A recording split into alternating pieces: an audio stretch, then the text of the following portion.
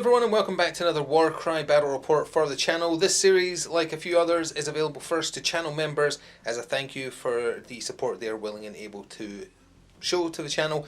That helps keep the videos coming as fast as they do, and everyone else will be seeing it in about 7 to 10 days later, so hello to you as well if you're seeing it at that second point. In today's video, the Flesh Eater Courts are back going against the Gorger Mawpack, so I guess it's an argument over who gets to eat the most remains.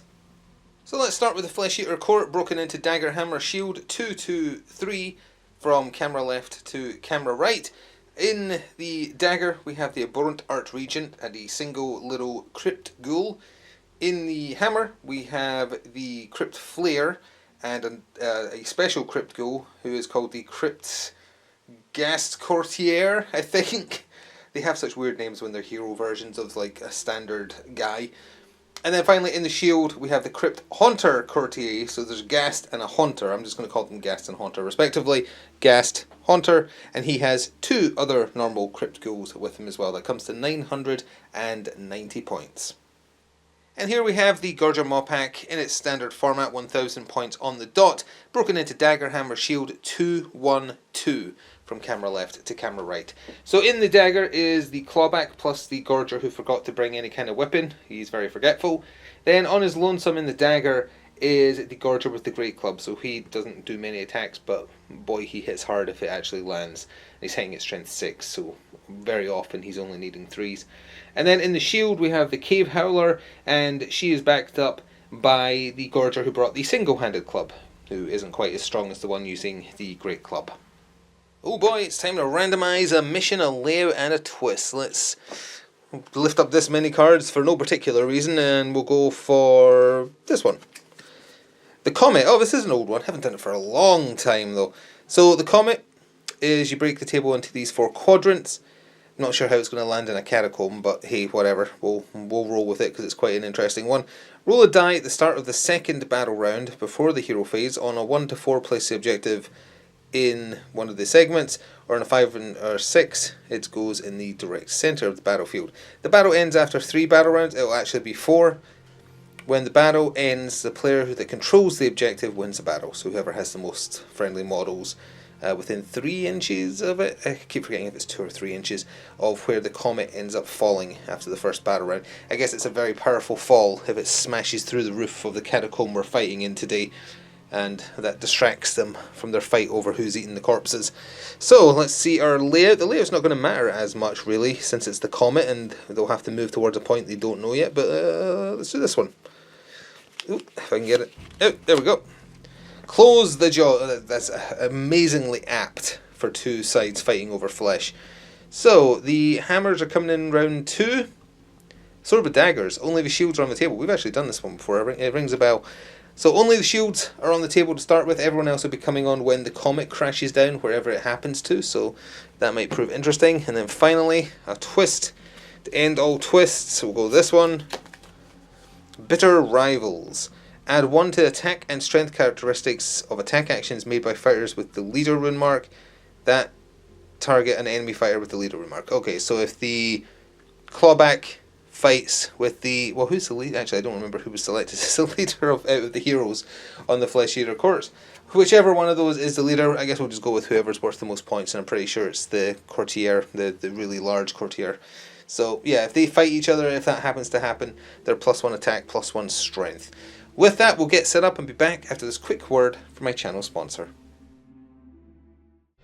This video is sponsored by Noble Knight Games. Check out the video description below for an affiliate link that will take you through to their store, and it will help me out as well. Thanks.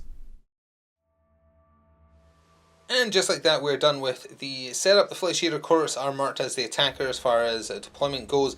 Their shield is on the ground. It's just 3 models here, 1 on that side of the door and the 2 little guys on this side of the door. And I guess they're just staring straight through down the hall where the Cave Howler and the other Gorger are, who have also deployed 6 inches in just at the top of your screen there. Everyone else is coming in turn 2, including the Comet. So it's going to be a quick turn 1 of, I don't know, either fighting or just repositioning. I guess we'll see. Let's get started. And here's how the dice shook out for the first turn. The Flesh Eater Courts rolled a natural 3-3 and have turned a single 6 into a double with their first wild die, leaving 2 singles. The Gorger Mawpack rolled a natural 666, a natural 333, and are opting to keep their wild die, since there's only 2 of them on the table, so they've got enough there to work with. And that also left them with 2 singles, so it came down to a roll-off, and the Flesh Eater Courts will be going first. And so the game got started with one of the little crypt ghouls activating and doing 2 movement actions for a total of 10 inches, not using any of their dice, and just getting himself there. Worth pointing out, the Gorger Mawpack reinforcements are coming on split across a third of this kind of table edge and the other one over there as well. They kind of have the whole, well, actually they have each half, so they can go anywhere there. But when the comet lands, it lands in the either direct center of the table or the center of the quadrant. So the outer edges are not going to be the area to hold. The Gorger with single-handed club activated for the Gorger Mawpack used the double for rush and then moved from camera right to camera left, ending up by the door in the top left corner, which is actually pretty much away from where everyone is coming in, because the reinforcements for the Flesh Eater Courts are coming in on the middle line of the camera left and camera right flanks, not the top and bottom. The Crypt Haunter activated and essentially just moved from one doorway to the other. He started down at this doorway and has moved into the direct centre of the table, anticipating potentially the comet landing there, but also kind of blocking access to where it would be easiest to access the comet if it lands in the bottom left quadrant, because part of that is a death pit. So there's a very small area where you could actually get close enough to count as contesting it. Last activation of turn 1 for the Gorger Mawpack was the Cave Howler, who used their triple as a double to do Bounding Leap. You pick the closest enemy within 6 inches and you get a free movement action if you go after them. So that means that you could attack twice. So 2 sets of 5 attacks at strength 4. Oh, it's only strength 4, I was looking at the wrong card. Whoops, I was looking at the Cave Howler card. So strength 4 versus toughness 4 means that those 3s are actually misses, so there was a bit less damage, 6 less damage to be exact, than how much I thought was done.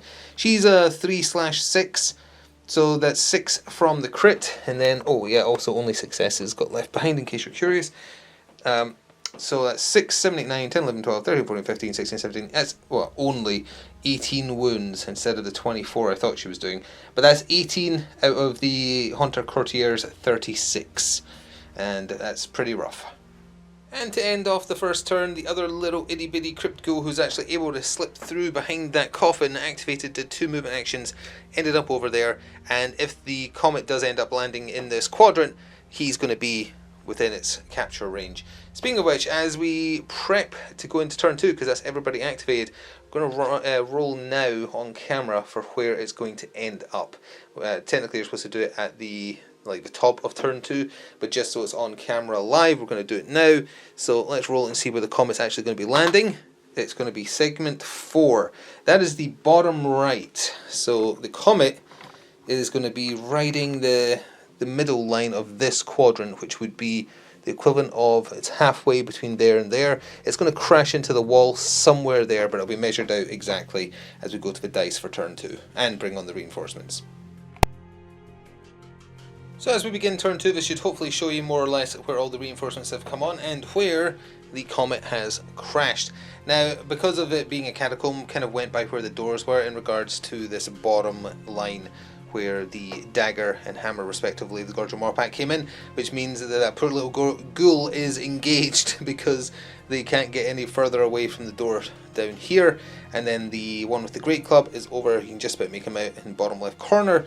And for the Flesh Eater Courts, the Burnt Art Region and a ghoul, middle camera left, and then the other 2, the flare and then the special ghoul, whatever he was called, the not Crypt Haunter, Crypt something, whatever he is over there. And there's quite a few people who can get to within 3 inches of the comet, so it's very possible for both sides to actually get quite a good stake on it, so this will be interesting. Let's go to the dice. And here are the dice, and the Flesh Eater Courts rolled a natural double 1 and a double 2, and they've turned a single 6 into a double with their wild die, leaving them with a single 3. The Gorger Mawpack rolled a natural double 5, which they have turned into a triple, a natural double 1 also, and they turned a single 3 into a double because they had 2 wild dice, they didn't use their first one. That also left them with a 1, so once again came down to a roll-off, and once again the Flesh Eater Courts have won said roll-off, so they will be activating first with everyone on the table. And again, we're going to 4 turns, not 3, because to update these old cards for the current edition of Warcry, you just add a turn whenever it says do 3 turns, because 3 turns is not enough for a game to really play out usually.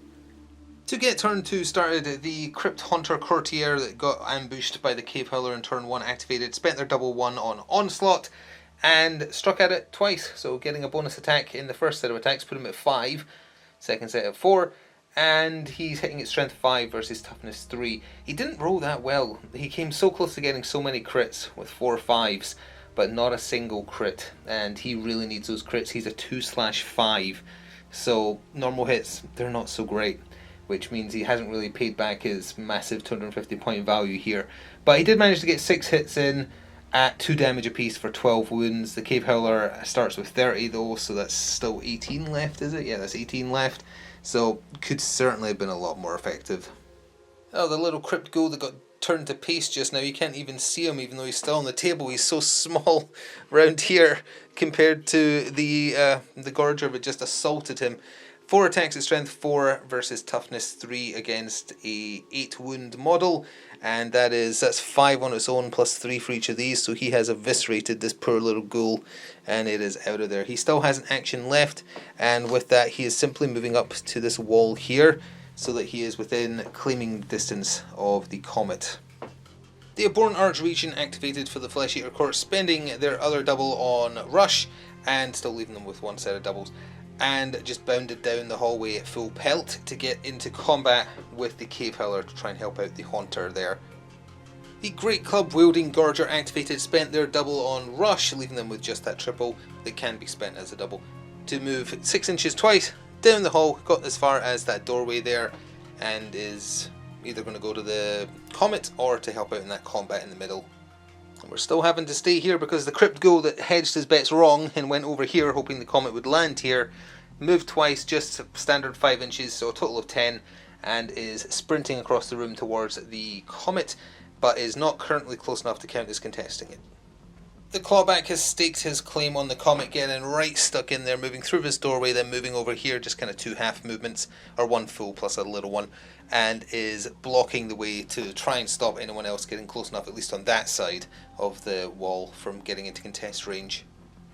To avoid the fight in the middle, the Crypt Ghoul that came in with the Abhorrent Archregent activated. He spent their last double on Rush, and then he did 2 6-inch moves and ended up there. However, he did have to stop with his base fully on the bridge there, and it did become weakened. I don't think anyone else is going to try and cross that bridge, but if they do, and another one is rolled, they instantly die. The final activation of turn 2 for the Gorger Mawpack was the Gorger, who also placed the wrong bet about where the comet would land, heading to the top left of the table, where he could not be further away from where the comet ended up. He just did 2 movement actions and has ended up where you can see him at the rubble there. He could technically go over that weakened bridge, or he could try and join the melee in the middle, because it might just be worth trying to hold them up. I don't know, we'll see. So there's still 2 more activations left for the Flesh Eater Court. Assuming there's no combat, we'll just show you where they end up, otherwise we'll cover it activation by activation. Well, it turns out there was combat instantly thanks to the Crypt Flayers having 10 inches of movement, and flying straight down the hallway managed to get just within an inch of the combat there with the Cave Howler, so used their other action to attack. 4 attacks at strength 4 with a 2/4 split versus toughness 3, and can't probably make out all the dice there, but that was 3 5s rolled and a 1. So that was 6 more wounds, taking the Cave Howler up to a total of 18, so they've got 12 left. And now it's just over to the special Crypt Ghoul, whatever he's called. Their names are too similar, they just will not stick. It's Crypt Guest Courtier, and he decided he's not going to win a one-on-one with the Clawback. Even though he is a hero version of a ghoul, he's still not that much tougher. He's only got 12 wounds, and he hits at 2/4. So he just did total of 10 inches across 2 movement actions, and is just trying to slip by. Because if they get rid of the Cave Howler, a lot of them can just flood into the room that has the comet. Although that'll depend on whether or not the one with the Great Club gets held up. But that does take us to the end of round 2. Here is a view that should hopefully show you where everybody else ended up. There's 1 casualty so far, just one of the little itty bitty 55-point Crypt Ghouls, and it's still all to play for with 2 turns remaining, not 1. So let's go straight through to the dice of turn 3. And here is the dice for turn 3. A double 6 became a triple 6 for the Flesh Eater course, and they rolled a natural double 5, leaving them with 2 singles. The Gorger Mawpack rolled double 1s again. Is that the third time in a row for them? Definitely at least the second. And they turned a single 6 into a double, leaving them with 3 singles, so it didn't come down to a roll-off for the first time this game. The Gorger Mawpack are definitely going first. And perhaps unsurprisingly, to guard the Comet with as much flesh as they can, the Gorger with the Great Club activated and just did a double move in and then here. So that's the 3 of them in a nice big cluster around the Comet that is hard to kind of penetrate. That is very unfortunate. The Flesh Eater Court really wanted to go first there.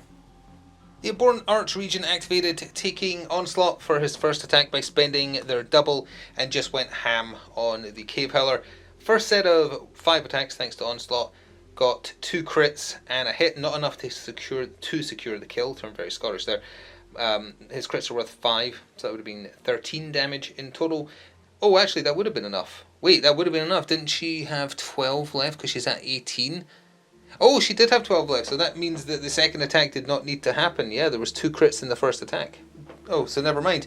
He still has an activation left. I don't know what he's going to do, but he has an activation left. Yeah, so with his other action intact, the Abhorrent Archregent is taking one for the team and locking down the Gorger with the single-handed club in combat by moving down the hall to him. And that means he'd have to do a fallback away from him. He can't get through him without doing the fallback first, so that wouldn't work because then he would not end up outside of an inch of him. So he could do a fallback and then go for the bridge, but that always has that, well, 1 in 6 chance of it going horribly wrong, and it might mean he's just too slow to get over to where it matters. So I think that was the right play for the Abhorrent Archregent. Well, you know, sometimes 1 in 6 chances happen. The other Gorgers don't really want to activate because they're where they want to be, so the one with the single-handed club activated did a fallback and then did a move and ended up on the bridge after his actual, because it's 3 inches away and then 5 inches for the move, and he rolled a 1. So the bridge collapses and he falls into the swirling abyss of whatever that is, and he's dead.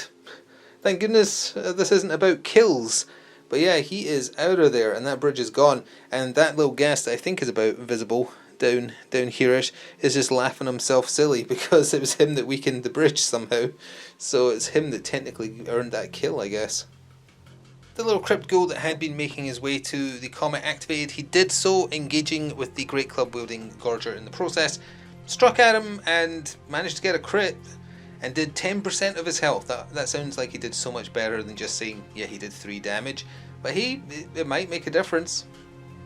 To burn some time in case the clawback needs to fight somebody, this Gorger activated and is doing a wait, so he's essentially delaying his turn.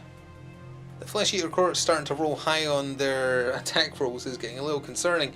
The Crypt Haunter Courtier activated, spent their triple as a double on Rush. That got him within an inch and engaged with the Great Club wielding Gorger. Struck at him, 4 attacks, strength 5 versus toughness 3. Got 2 crits, 2 hits for 14 more damage on top of the 3 he had. So that is 17 of his 30 gone.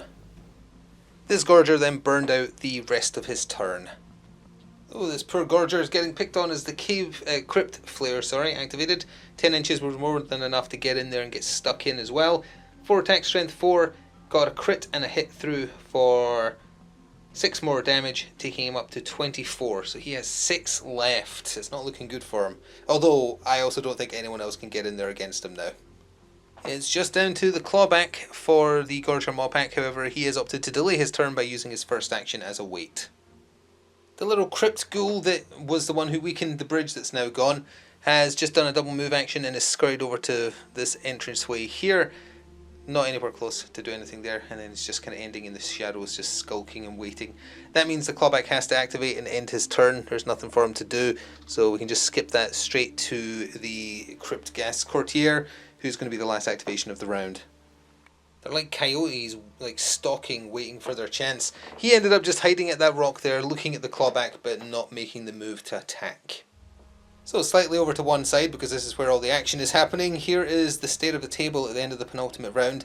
In the original version of Warcry, this would have been how it ended, and if it did end here, it would have been a Gorger Mawpack win, because they have more within 3 than the Flesh Eater course do. I think it would be 3 versus 2 currently, so that would have been a win for them. But there is one more turn, and it's not looking good for them if that one with the Great Club falls.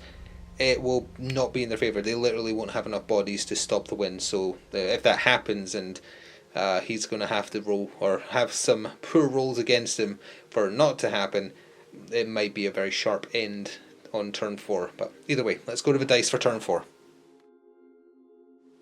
And for what could end up being a very brief turn 4, the Flesh Eater Courts rolled a natural 333 and 111. A lot of ones in general, as you can see tonight, or this morning rather, I don't know why I said tonight, and turned a single 6 into a double with their wild die. The Gorger Mawpack have rolled a natural quad 1, go team, and have turned a single 6 into a double, leaving them with a single 4. So they are going first, but they're going to have to pull out something amazing to change what seems to be like an inevitable outcome at this point. Well, as far as giving it a good shot, that Gorger with the two-handed club certainly did. Spending their quad 1 on Starving Rampage, he gains the Beast rune mark, he has it anyway. If he's holding treasure, he would drop it, and then he gets to make a free attack action, 1 per person within an inch of him, and each one must target a different person, so 1 free attack against all of them. Certainly could not leave all the dice on the table for this, so forgive me if I forget. I believe 1 hit into the Cryptghast hero, 1 into the Haunter Courtier, 2 into him, and 1 into the Flare, but that was all bonus actions, so he still had his own 2. He threw 1 into the special Crypt Courtier, whatever he's called, the Cryptghast Courtier, and that gave him exactly enough damage that he's dead. Also, just realised that is not the special one, that's just a normal one, so he had even less wounds. Would he have died prior to that? No, because he had 4, so he still would have needed that attack. Yep, so it's fine. The action still would have killed him. Just wasn't the one I thought it was. It was just a Crypt Ghoul. Then he swung his other basic attack action again into the Crypt Haunter Courtier and got another hit through to him. So the Haunter is up to 26 wounds, or damage rather, of his 36, so he's got 10 left. 10 left, and then the Flare only has 4, so he's got plenty left. They have 26 normally.